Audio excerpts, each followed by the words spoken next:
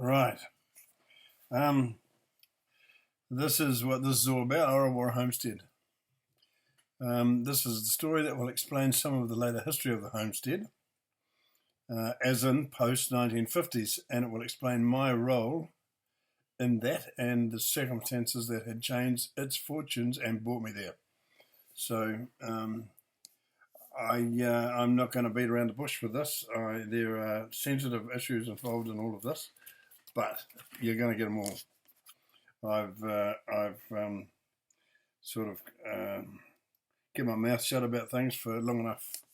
So now I'm just going to tell a story, and you can suck it up. And I've got some people think it's fine, but I mean the truth of it. It's just every now and again takes a while to get the truth of things because there's all kinds of reasons, including mine, why the truth doesn't get told.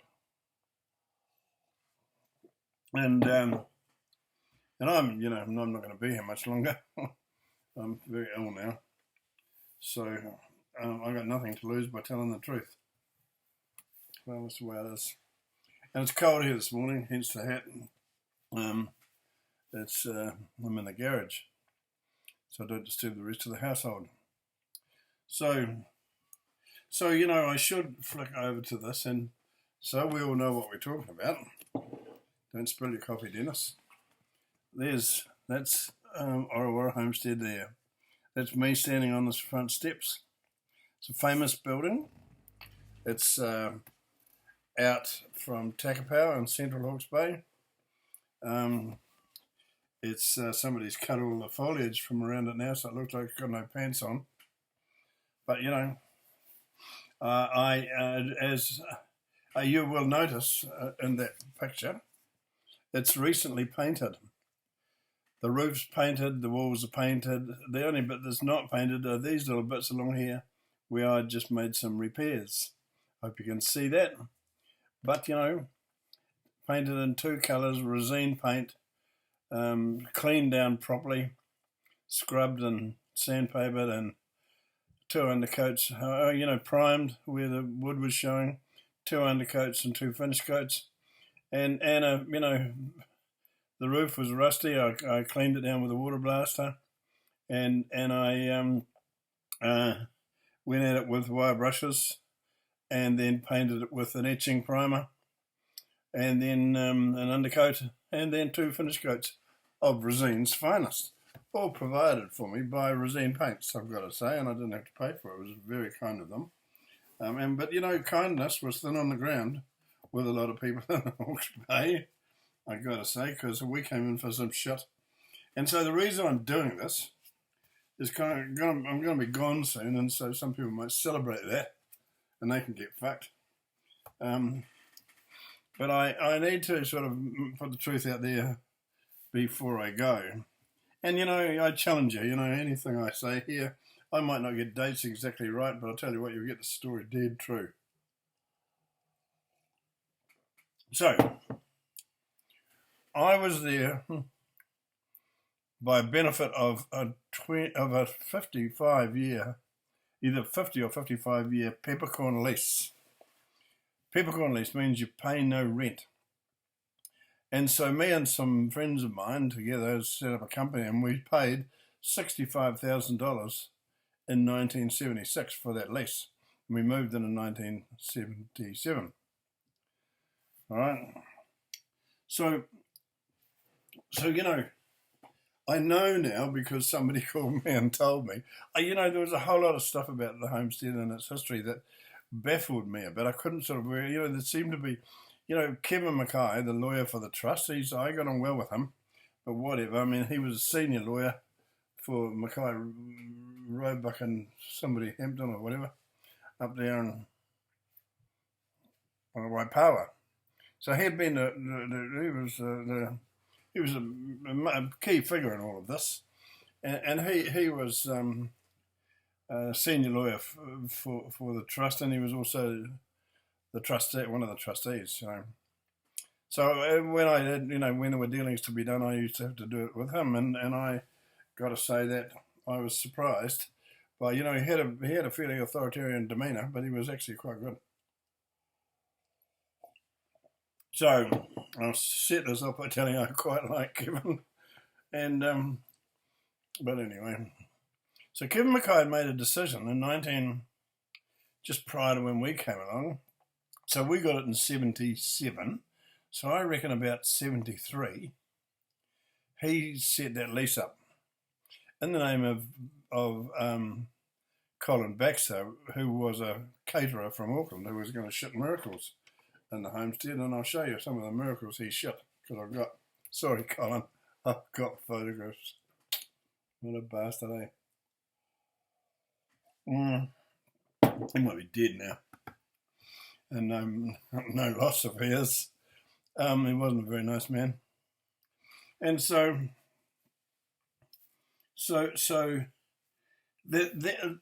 you know, I remember thinking when we were sort of signing up for that lease, most unusual document. And it was done in an very old English style. And, you know, I think I've got it here somewhere, but I've moved a few times and I've been very ill and other people have moved me, so I don't know where everything's ended up. But anyway, so that old lease was, you know, it's a big document. A very unusual looking document. And anyway, so you know, we were told right at the outset by Kevin Mackay and others, and laboured on it by the man we got the lease from, who was Colin Baxter, that there was a move to demolish the building. That was right at the beginning. That was 1976. They were telling us it was going to be demolished. And, you know, that concerned us a bit because we were paying a whole lot of money for a lease on it. But, you know, we were assured by lawyers and others that the lease would was a strong lease and it would hold. So, you know, pay the money, you get the job. You get you know, and that's what we did. But I did wonder about all that. And so then, you know, so there's that part of the story, 1976. And we knew nothing really about the history of it except what we got by way of what you might call gossip from locals. Some of them, you know, you could tell that they were for real. Some of them you knew they were talking shit. And you know, and you know, and we got a snobby attitude from some of the locals, fairly firmly up themselves. Shit for you, lot. And so what I do, and so yeah, we heard all this. The big story we were told, which was, the reason that you're here is because Christopher Rolleston died in a tractor accident. He should have inherited it, but he died in a tractor accident. Oh, he did. Oh, really? That's all they told us. You know, it was like a one-liner. And you know, and I thought, oh well, Christopher Rolleston. Oh, how old was he? Oh, he was about 25 or something. Really? And he rolled a tractor over. What kind of tractor? Oh, Ferguson. Where did he do that? Oh, he was driving up to the other farm, the other part of the farm. And you know, do you care? I didn't know who Christopher Rolleston was, so no, I didn't care. You know, it was pretty clear that if he had stayed alive, he would have inherited the place and we wouldn't have been there. And we loved it. We just did. So at that point, I didn't give a shit about Christopher Rolleston dying in a tractor accident. But now it's just kind of difficult to tell the story because, you know, this sort of, I mean, we were there for 23 years and we've been gone for 23 years as well now. 22 years. So it's 44 years ago that, you know, all this started. And so in Christmas of 2021, I got 2 phone calls, which changed the history of Aurora. I hate that name. I always call it Aurora. God knows why people give Maori names to things like that. It's so hard to pronounce. Nobody can pronounce it. And I don't care about it. And so I've got to be careful not to lose my place because I decided that I would just sit down here and ramble. So you know. So I got this phone call last Christmas. One was from a lawyer. I'm not going to name him. He's a Hawke's Bay lawyer. He's well known. And he said that he had a conversation with Kevin Mackay right back in the beginning. You know, this is 2021 Christmas, right? And he said, and it was in response to a story about me and stuff where they called me a squatter. I was never a squatter because we paid very good money, $65,000. Go and have a look. Yeah. Go and have a look. Stick it in Google and see how many houses you could buy for 65 grand in 1976. So this lawyer calls me up. I'm not going to identify him. And he said he was having a conversation with Kevin Mackay as a young lawyer when he was first starting. And he said, why is it that, and you're talking to Kevin Mackay as the lawyer for the trust. He said, why do you guys want to demolish the homestead? And he said, Kevin Mackay said to me, it's not us that wants to demolish it, it's the client. Now, we can piss around all we like around that word. We can do a little dance around that word if we like. But the client is Caroline Innes, formerly with Caroline Rolleston. And so, I get it. This lawyer got it. I'd heard the story many times before, but I'd never heard it pinned on her in quite that way. And I did, I sort of didn't know. I just did suspect that she had something to do with it. Because, who can knock it down? The only people who can decide to knock that building down were the trustees or the client. And Kevin Mackay made it really obvious that he wanted it to remain standing. And putting that bloody 50-year lease on it put it out of reach of anybody else for 50 years. It's all in the way you think about it. I mean, I didn't think about it like that back then. I didn't give it very much thought. All I was concerned about was that we hadn't invested $65,000, the value of 3 houses, in a lease on something that we were going to lose. So we'll come back to 2021. And so this is a pretty unpleasant part of the story, but it is the basis for all of this.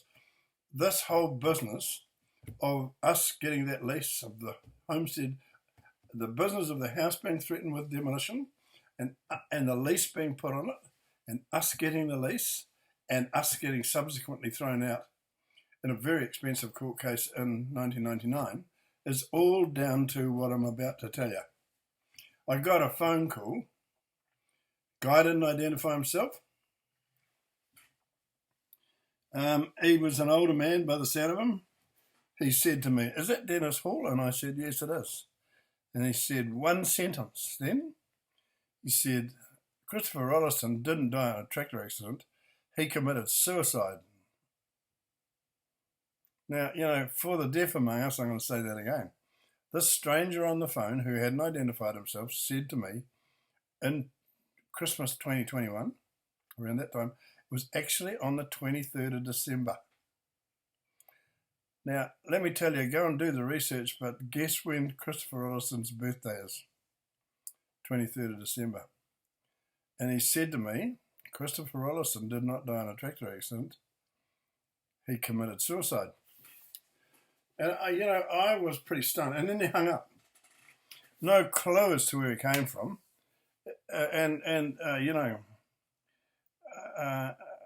When I think about it now, his phone number was probably on my bloody phone because it was on I got that call on my cell phone because that was the only phone I had.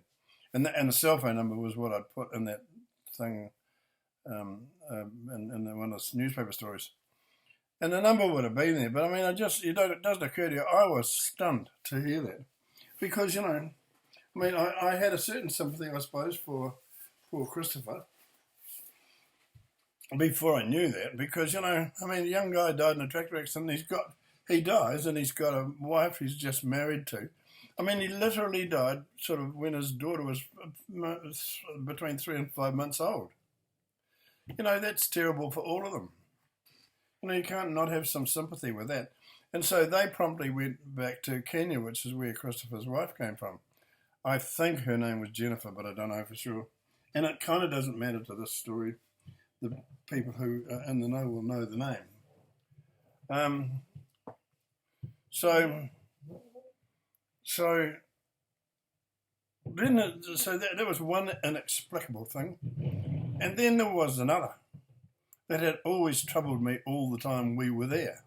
And that is, I should try and open a picture of the Bavarian room. So I'll do that now, if I can. Over here. Here it is. I'll swing this computer around again to look at this. So this is a photograph of what we called the Bavarian room, or the ballroom, or the billiard room. It was built as a billiard room. It's a shame it's not a bit bigger. But you see that astonishing wooden ceiling. Up above those two chandeliers, which I put there, they're just brass, you know. The lights that were originally there had been sawn off. Now, this is very important to this bloody story, these lights, but at the time everybody sort of just dismissed it, and they said, and the locals told us, we asked the locals, you know, what's the deal with the lights? Where'd the lights gone? And they said, oh, the nuns cut them down because they were too phallic. Too phallic? What, they look too much like a penis? Give me a break. But, you know, we sort of said, oh, okay, really, nuns can be a bit weird. But I've talked to some of those nuns, and they said that was nonsense. They said those... I followed them up, contacted, and I talked to the lady in Zambia, was where she was, if she's still alive. She's getting on a bit now, though. And she said that, no, the lights were gone when we got there. And I'd look at them. I'm a tradesman, you know. I've been in the trades. I've been a foreman in building. And the job of cutting them off is very neat and tidy. They weren't done by some idiot with a hacksaw, you know. They were done by somebody who knew what they were doing. So, so instantly, when I heard this suicide story, my brain just went, bing! That's the reason why the lights are gone. So I believe now that Christopher Rolleston hung himself from one of those lights. And it would have been a little tricky because we think there was a billiard table there. So he would have had to jump over the side of the billiard table, and that would have, with a rope tied onto one of those lights, that would have broken his neck. Now, if we go back, I'm going to go back a bit further because it is more complicated. When I was told he committed suicide, I immediately went and got his death certificate. You can do it. I just rang up and got it. I got it. It's in my computer. A copy of his death certificate. Christopher Rolleston died of asphyxiation. It's just a fact. He died of asphyxiation. A lot of and the doctor describes lividity around the neck and face, which to me is indicative of having jumped off the side of not being able to hang himself properly, but knocking himself out in the process of trying. Because he would have been hanging over the edge of the billiard table, and that would have been horrible for the people that are there. But that's what I believe happened. And I mulled over this morning at 5 o'clock and 4 o'clock. Should I say that about him? Well, what I'm saying is what I believe happened. Because, you know, I'm trying. I've got imagination that wants to explain what happened and why, you know. And you know, why, you know, I mean, it's just too inexplicable, all these things. You know, those lights are extraordinary. It's an extraordinary room. It's one of the most famous rooms in the country. And someone's sawn the lights off the bloody roof. Why would they do that? I mean, and people who knew them used to say to me, oh, beautiful wooden chandeliers that were there over the billiard table, blah, blah, blah. Really? And someone sawed them off. You know, maybe, yeah, the other maybe is that, maybe, you know, I have thought about this. The other maybe is that maybe those lights were too identifiable as billiard table lights. And when the billiard table went, that they might have sawn them off then. I don't know. But, you know, so you use your imagination, I'll use mine. And so anyway, Chris Rolleston so Chris Rolleston's dead, and we're back to 2021, and I go, well, if they said, everybody said he died in a tractor accident, and if he did, there must be a coroner's report. So I went and got the coroner's report, and you know, look, I've got to tell you that I've written all this up with great care, and because I'm a good writer. And I've put together about a 10 or 15 page document which explains all this in fine detail. this is really about the history of the homestead, and I don't care if this goes on for an hour. So where did I get to? And I got an old memory, and I, my memory fails me from time to time. I can't remember what I said 1 minute ago.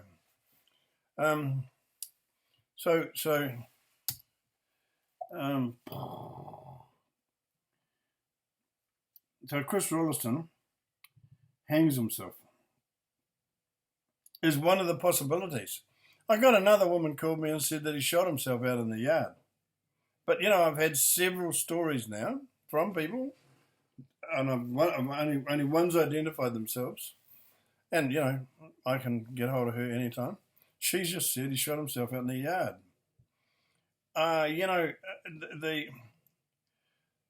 But I think it's, to me, it's undoubted that he committed suicide. And then the story was that when he died, they had the coroner's... I was going to talk about the coroner's report. I should just try and do that now. I got into the coroner's report, right?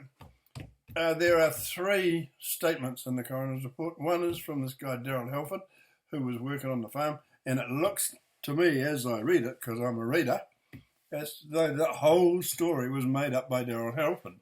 Made up. And there was a policeman. So Daryl Halford and a policeman both sighted the body, right?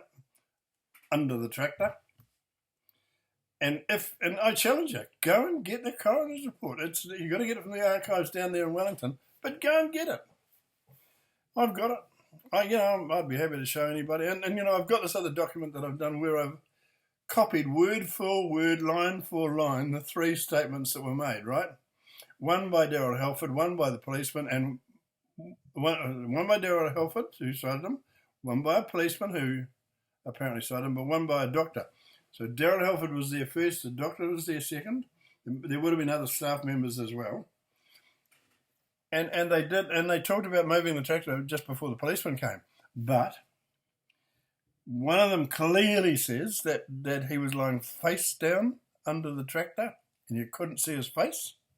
And the other one, and I'm not sure which way around it is because I can't remember. I could have got an old memory. Daryl Halford, all the policemen said he was lying face down. The other one said he was lying face up. Crystal clear. The difference in the 2 statements by the policeman and Daryl Halford, who have, what would have happened? Daryl Halford found him, apparently found him. He equally could have gone, if he had hung himself, for example, in the Bavarian room, and Daryl Halford was a bit of a favourite on the farm, Mrs. Rolleston, and it was early in the morning, Mrs. Rolleston might have seen him in the yard firing up a tractor to go to work and called him in to help. So he could have been involved right at the get-go. And so she would be leaning back on him a bit, Daryl Halford, because he's a pretty capable sort of character looking at the story that he's made up.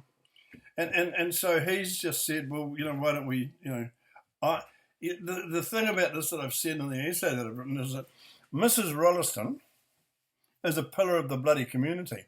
I wouldn't say anything against her or what I believe she did. I wouldn't criticise her for it because it seems quite reasonable to me. But she would be very reluctant to make up a lie in the company of somebody of working class status. That's just the way people are. With people with status will be careful about how they're viewed. Whereas Daryl Halford would feel quite good about being able to make up a story that's not true or make up a big lie on her behalf and say to her, why don't you say this? Because then it's, if you kind of get my drift, it's not her that's guilty of making up the lie, it's him. Do you know what I mean? And he's quite good at it. When you read it, you'll see he's quite good at it. But he's, it's one of the things about when people tell lies is they tend to overtell them. They embellish them in ways that they don't need to try and make them seem more authentic. And Daryl's done that in his. So you just have to read it. And like I say, I've got it here. And I've in this document that I've written, and I need to, I'm going to have to put it on my Facebook page. I'm going to do it for a day, no choice. But all of that is in it, the lot. And so the other thing that happened is that Christopher's wife and daughter immediately shoot through to Kenya. Because, that's where she comes from. And then I'm going, why would he have committed suicide? What's his reason? Well, he'd been in the war. He was in the Grenadier Guards. He was a tank commander in the Grenadier Guards. And he went to military school, and I think it was Sandhurst, right? And he started that when he was 14. So at 18 years of age, he was commanding tanks coming off a landing craft or onto a wharf at Cherbourg or somewhere into France to fight the Battle of Normandy. That's what Christopher Rolleston was doing.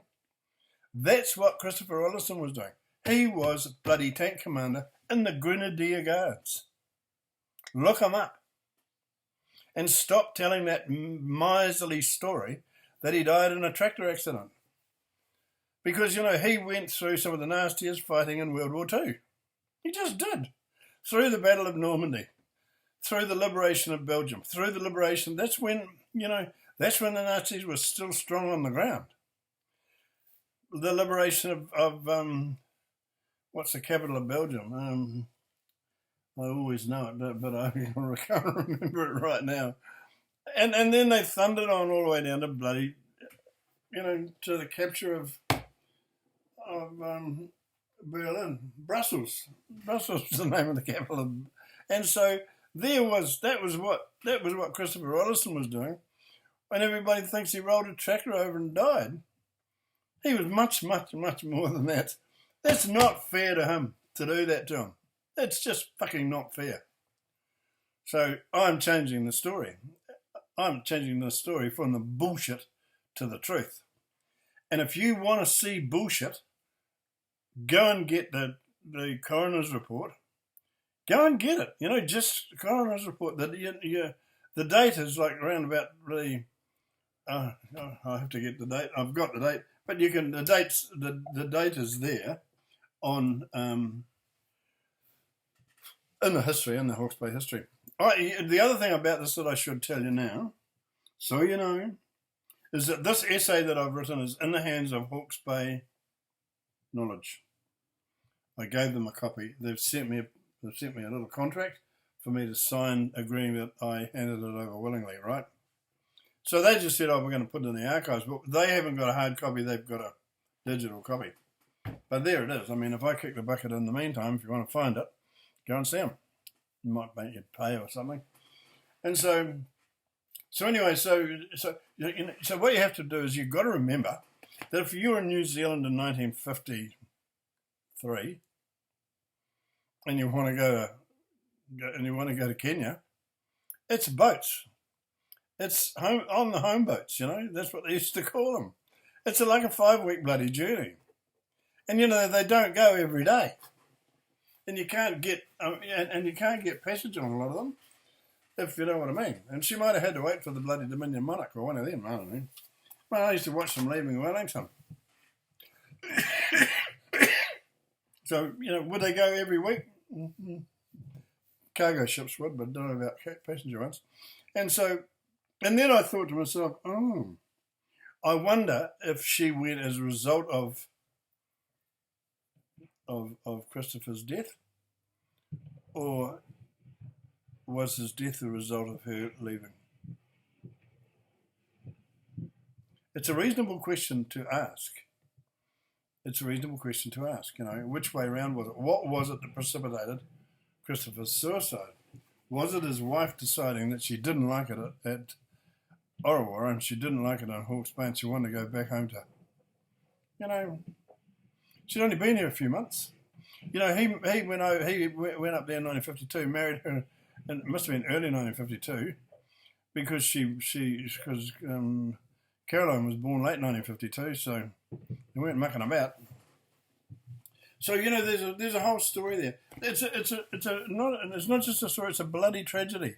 It's a tragedy that's absolutely worth being told, and it needs to clear Christopher's name, and make it obvious what he actually was. He was a bloody war hero. He brings tears to my eyes that he's not recognised for that. He got the military medal for fighting in Europe as a tank commander in the war, in the Grenadier Guards. Not some shit kicker regiment, but the real deal. And so, you can find him on the Grenadier Guards website. Go and have a look. So there's that story. I've told you that story. Yeah, there's some more details to it and whatever, which I've written down. You can read them if you want to. Go to Hawke's Bay Archives and ask them. Hawke's Bay Knowledge Bank. I don't apologise for any of that because I'm going to die soon, and I think that this is important. It's in my head. It's knowledge that I've acquired, and it's knowledge that needs to be out there because people need to know. And I just believe that people need to know that Christopher Rolleston was a war hero. And to write him off with a one-liner that he died in a tractor accident that never happened is criminal. But having said that, it's a very heavy thing to say. Mrs. Rolleston is trying to preserve. Mrs. Rolleston would have seen that as trying to do what she could to preserve whatever was able to be preserved of his reputation. If you know what I mean. Because, people took a dim view of suicide. And people back then didn't tend to understand the trauma that these bloody men went through in the war. And just a bloody lot of them chopped themselves after they come back. Because, they saw some appalling stuff. How would you feel about blowing up, accidentally, blowing up a house, a place where you thought there was a tank, hiding with your tank, and then driving up there and finding it was a family, and they're all dead? That's all you need is that kind of thing that can fuck you around in your head for the rest of your life. So I've a huge sympathy for Christopher Rolleston, more than anybody else in Hawke's Bay, I can tell you. And so then, having told you that story, it's gone on for too long, it's gone on for half an hour. And so then that impacted on the homestead. Because Mrs. Rolleston, then she did the inexplicable. So Christopher's dead. His daughter's in Kenya, she's gone. Mrs. Rolleston separates the house and the land, 56 acres or something, off from the station proper, and leaves it to the Catholic Church. Now, let me tell you something about that. I was raised a Catholic and I know what they say about these things. What they say about suicide is this: it's the worst possible sin because you're dead and you therefore can't seek absolution and go to heaven.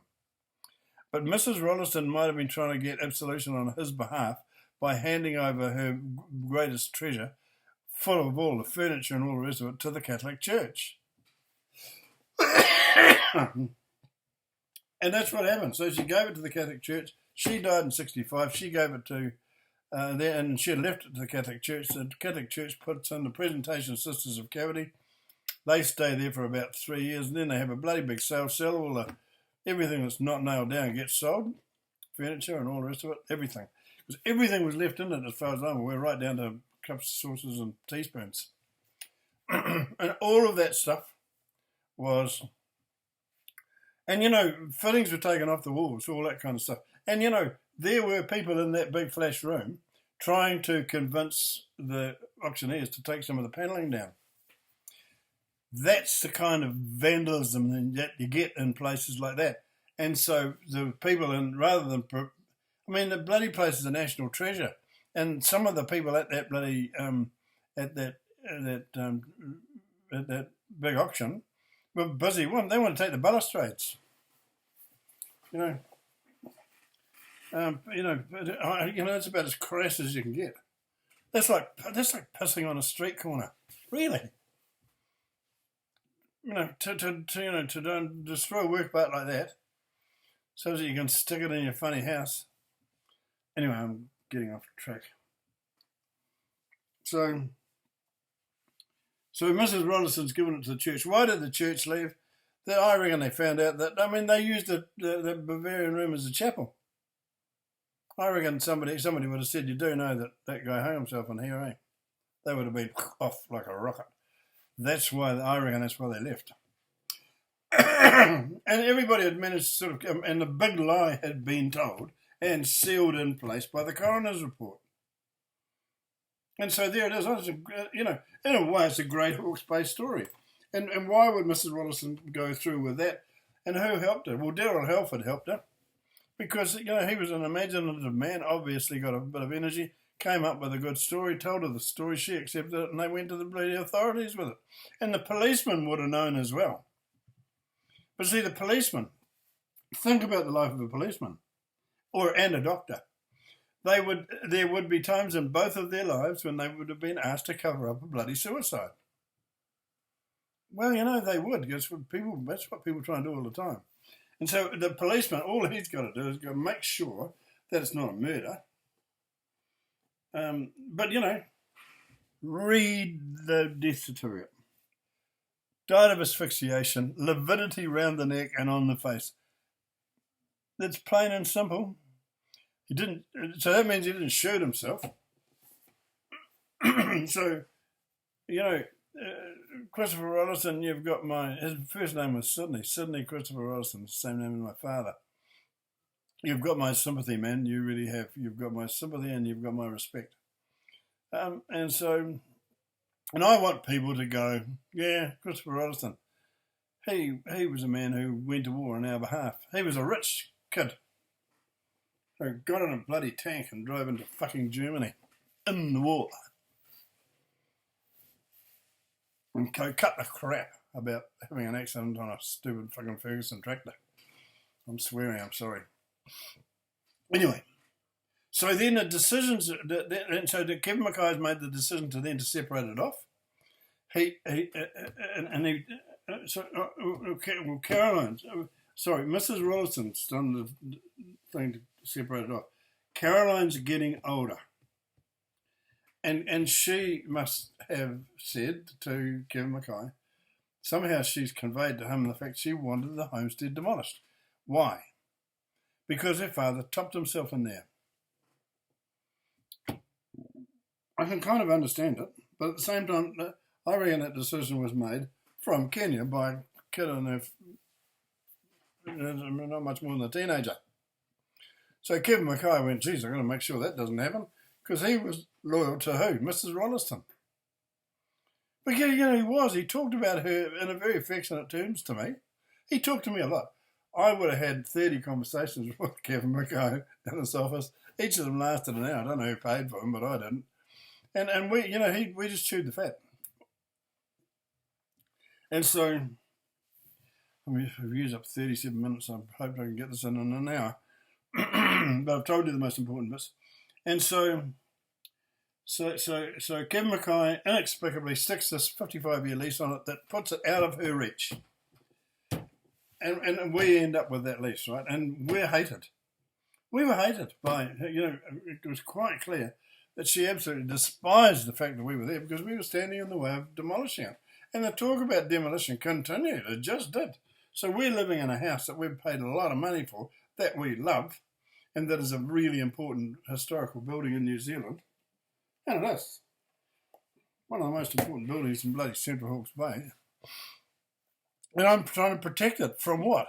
From some idiot that wants to... And who am I blaming? I'm giving equal blame to the trustees and to Caroline.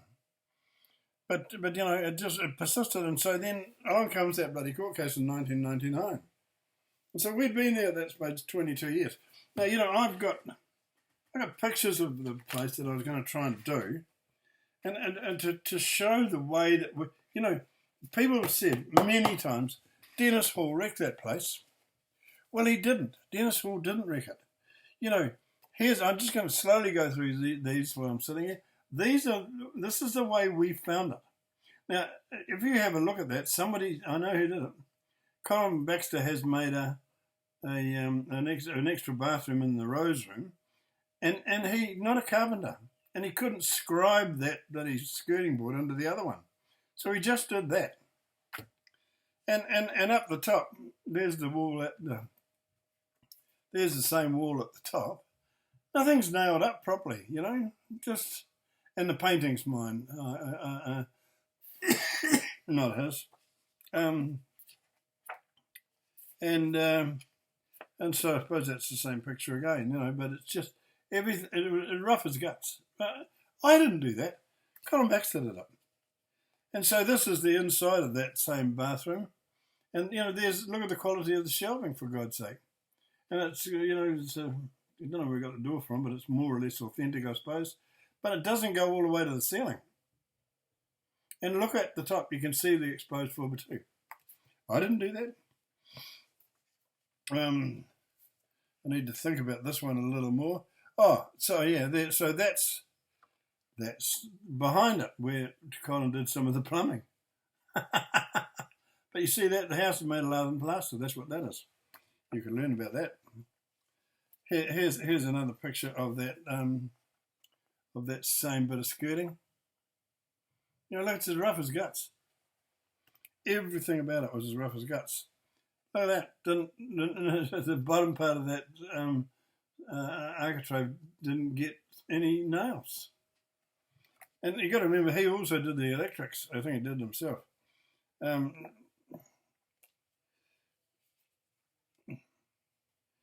It's a bit hard for me to tell what that is, and so a lot of the house was wallpaper with that horrible polka dot wallpaper.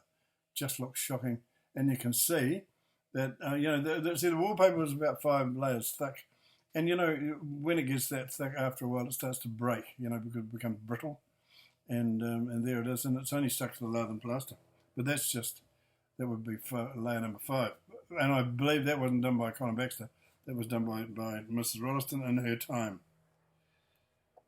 There's a little bit of wiring in the kitchen, above the stove. Here's, if I look at this long enough, I'll figure out where it came from. But you can kind of see I think it's in the end. Oh, that's at the back end of the kitchen, I think. But, everything about it's rough. I didn't do it. And so these are different kind of photos now. 42. This now, one of the things I wanted to say is that at the time when we arrived at the homestead, it still had the patina. If you understand the meaning of the word patina, I mean, if you live in a lounge and your kids spray something on the bloody wallpaper, that becomes part of the patina of the house, if you know what I mean. But this is in the rose room. This is the one it had sort of lovely wallpaper. But that's old damage done in Mrs. Rolleston's time. And one of those is where pictures been hung, and the pictures been hung there to cover that up. This is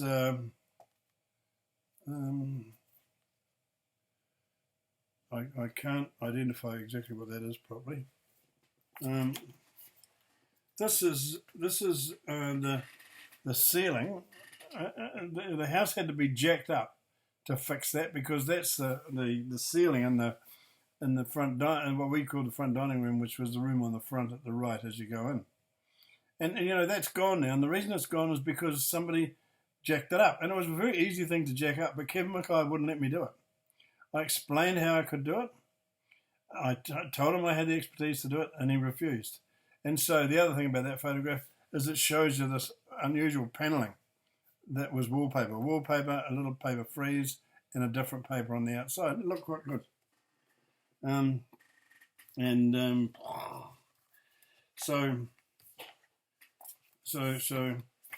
I'm sort of up to 43. I'd want to stop at an hour. So what I'll do is I'll go on.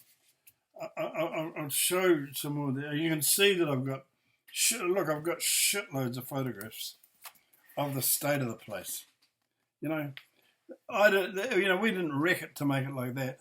That's years and years and years and years of neglect. That's years and years and years of neglect that does that. That's just one of the outbuildings. There's another picture of it. Years and years and years of neglect. That was all that neglect was when Mrs. Rolleston was there. And why? Because she was a lady alone in the house. She was a woman alone. I don't know how much money came out of the thing, or whether other people were getting some of the income from the estate. But maybe other people were getting some of the income from that estate. I don't know. But the homestead definitely didn't show signs of having money spent on it. And this was, this was, come on, Dennis. I thought I was going to dodge all this. Yeah, look, that's that's the ceiling in the butler's pantry. You know, that didn't come about by me wrecking it. That came about by lack of care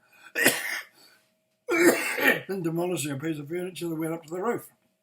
You know, that's the hallway. That didn't come about by me wrecking it. That's because the piles are sinking. I did that floor, which is a damn stupid thing to do, but I did it. There's the door on a built-in wardrobe. You know, this is how we found it. You know, this is, and so you know, the place was, it was a mess. It just was. It's part of the veranda, and you know, I was always fixing bloody this or that up.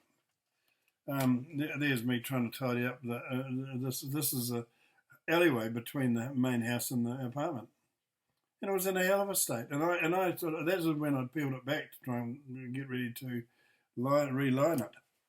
And there's one of the bathrooms, that'll be the bathroom in the blue room.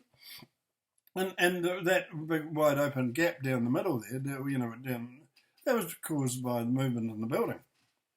Not by, you know, you don't direct that by being there. But, you know, this is neglect. That, you know, that didn't happen. I was there 20 years, right? That was like that when I got there. And there was about 5 sashes like that, and each one was going to cost a bloody $1,000 to fix. So, you know, and you know, I had people on my back all the time. And so 46. And so the next move in all of this was that we got up to 1999 and court action was taken against us, right, to break that lease. And, you know, in amongst these photographs here, I mean, I recovered the bloody veranda. Nobody gave us credit for any of that. There it is. That's when we were putting a new floor in the veranda. Big job. I painted the entire building twice. And it is now you know, August 2023, and it still hasn't been painted because I was there a couple of months ago. It's the paint that's on it now is the paint that I put on it. And the second time, because the second time I painted it was in the 90s. So, you know, shove it up your ass. That's the truth of it. So when you pricks in Hawke's Bay think that it's smart to talk around, to say, oh, yeah, Dennis will wreck that place, you can get fucked. Because, aside from anything else, you're a bunch of liars, which have been demonstrated by this little bit of blurb that I've done today.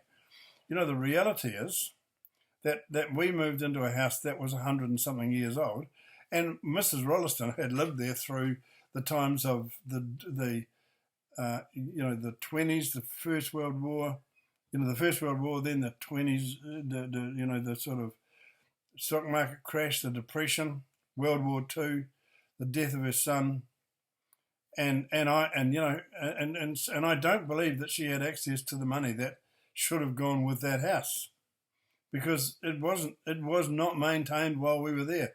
Somebody painted it at some point, but bloody hell, my light just went out. Somebody painted it back in the sort of, I actually think it was the parishioners. We could find out. I think it was the parishioners, the people in the town, when the nuns moved in, looked at it and was badly unpainted, needed a coat of paint, so they bought a whole lot of plastic paint, and they just give it one coat of paint without cleaning it, because I cleaned it down to paint it, and it is my paint that's on it now. And I can tell you that I was water blasting spiders buried in the paint, and their cobwebs buried in the paint, and leaves. It was a hell of a mess. You know, and so, you know, I could see some guy up there on a ladder with a can of paint in one hand, a big brush, and just painting everything. And you know, the painting was as rough as guts. And so, and because the place wasn't prepared, when I went at it with a water blaster, it blew most of it off. So, and would Mrs. Rolleston do that? I'm not sure that she would, but I do think that when the Catholic Church was there was a good chance. I don't, you know, you can't see somebody like Mrs. Rolleston giving the place a bloody coat of paint, or, you know, organising to get somebody to paint it rough and ready. just can't see it. I think that would have been done by the parishioners doing that for the nuns, because that's what they tend to do. Some people like hanging around nuns, eh? So anyway, I'm going to wind this up, and I'm going to put this on. I've got a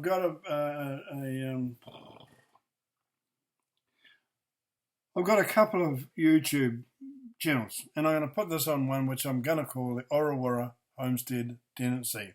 And the reason for that is so that it's got the name Orawara in it, and people will be able to find it. And this is going to be number one, because I think that I've told the basic story now, and so there you will understand. This is likely to go on a bit longer.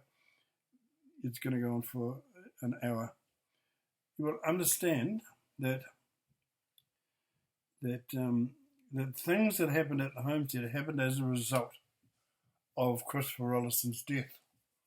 And because had he not died, I don't know the sort of financial background of the trust, but I know by what I found that a bloody place hadn't been looked after. I mean, it would obviously have been painted in 1900 when they built the extension on, but nothing whatsoever had been done to look after it since then. Just hadn't. Nothing. It had been just bloody left. And that's when Kevin Mackay was looking at it, and he thought, we need to shift the responsibility for this onto somebody else. And he also had the issue of Caroline wanting to bloody knock it over. Because that, she was pretty clear, apparently, at the after the court case, after he lost, that it was going to be bold. And I was told that Britons were involved in some kind of a deal to do that. But, she then discovered she had a $500,000 bloody legal bill and had to sell it to pay the bill. I mean, there's an irony in that. I mean, I lost it in the process, of course. But, she lost it as well. She lost more than me. Because, the lease was finite. She'd have got it back. And it would have been, I did everything I could. I just lived for that goddamn place. And I did everything I could possibly do to keep it in reasonable nick and look after it, But, it did have the patina of 100 years. It was built in 1879. And we're talking, I would have been there until now, which is sort of, a long time. And so it's an old building, still is. I think that it's been spoiled by the person who did whatever he did to the veranda and cut down the wisteria. I know who cut it down. It was bloody that guy Harris. And it's such a shame to. Like I say, you look at the house now. It looks like I've got no pants on. All the foliage has been cleared away from around the house, and so there was a lovely lemon tree. We used to open the window in that front dining room and just reach out the window and get a lemon for the gin. And the wisteria. I mean, people would walk out onto that veranda and say, "Good God, look at this wisteria." It was an absolute cascade of mauve in the spring. What? And it was 130 years old. What was wrong with the idiot that cut that down? I mean, you give some people a chainsaw and they just get weird. And so it looks like poor old bloody, what's her name, was one of those. But, that is the history of Orawara, the homestead. We lived there. We lived in it. That house had people living in it all the 23 years that I had it. And I wouldn't tolerate anybody who did anything that did it any damage. Just wouldn't. And they needed to help. And some of them didn't. And when they didn't help to keep it going, I just, eased them out. I just did. But, I needed people to come and help. Couldn't afford to pay labour. So I would say to people, well, come and live here for a while, give me a hand. And the locals would say, who's you got down there now? And, the locals wouldn't know shit. So there were some of them who we got quite friendly with and who came around and joined us, They know who they are. Good people. But, there was a whole lot of people who just stood off and gossiped. Hawke's Bay, that's the one thing that you guys do really well. Nasty gossip. And I know because I was on the receiving end of a lot of it. So I don't have much sympathy for... I've got no respect for your ability to look after your heritage. none whatsoever, because you have no respect for your heritage at all. And if you did have, there was a few ladies that used to come around and help us and befriended us a bit. But I think that they were probably criticised for doing that, and then they'd stay away. I used to think, wonder what happened to her. Well, she never came back. And I reckon she's gone home and said, oh, yeah, those people down there are not so bad. And someone said, oh, yeah, they're just a bunch of bloody lunatic hippies. We were people in our sort of 20s and 30s who had proper jobs in Wellington and whatever before we came there. It's all very well, it's a great excuse to be able to call us hippies. Do we look like hippies? I mean, did I have long hair? I don't think so. I'll ask you something else. Can anybody say that they ever visited Orowara Homestead while we were there and found the lawns not mowed, you dumb shits? Start off there. Lawns were always mowed. Place was looked after. I didn't sweep the bloody floors every day, but but the whole place got cleaned all the time. But it was a very old house. Just a very old house. And there were places in the house where the lath and plaster was coming off. When that bloody earthquake happened, there were 35 windows broken. Guess what? It was insured, so they paid for them all. And you can find them easily if you want to walk around the house and have a look. Because all the ones that were cracked, they were just cracked by the twisting. And so the ones that didn't break have those wriggly bits in the glass. So the ones with clear glass all were broken in that earthquake. But, I was there. Jesus. But, that place wobbles and makes a lot of noise on an earthquake. It scared the bejesus out of me. But, it's still there. And it's been through a few earthquakes now, so... But, it's a beautiful building. Hawke's Bay should be bloody proud of it. You need to know that it was really... you just need to know that the beneficiary of that estate, Caroline Innes, wanted that place bloody demolished. And the only reason I can think of or realise that she wanted it demolished is because her father killed himself there. And do I judge him for that? No, I don't, because he was one of many people who had to fight his way through the Second World War in Germany. My father, he went to the war. He went to New Caledonia, spent most of the time on the beach, because it was a holiday destination for him. But Christopher didn't have a holiday, and he didn't have a holiday destination at all. There would be no holidays in Normandy in World War II, I tell you. And so, they sent him over there. He was sent over there to go to military school at I think it was it 11 years old or something? Seriously, they must have family over there because some of their family members were also on the Coldstream Guards. Found them on the Coldstream Guards website. So if you want to go and do a bit of research, go and do a bit of research. And so now I'm coming up for an hour, and I think an hour's enough. I think I'm happy with what I did, but I am going to have to go back and have a listen. I don't know whether I'm going to have the energy to do this again, and to do the whole thing again, but who knows? But I'm going to do. This is going to go up as first one in that queue. And I've got less than 60 seconds. This one will be the first one in the queue, and it's going to be followed by others as I think of them. So I'm going to do one on sculpture, ballooning, repairs to the house, dinner parties, until I croak. But they'll all be there, and it'll be called... I've got one already called the Homestead Tendency, but I want to give it a name that's got Orowara in it. So we'll work that out. Thanks if you've sat there for this. Good on you. 39:40. Less than an hour. That'll do. Close enough to an hour. Bye.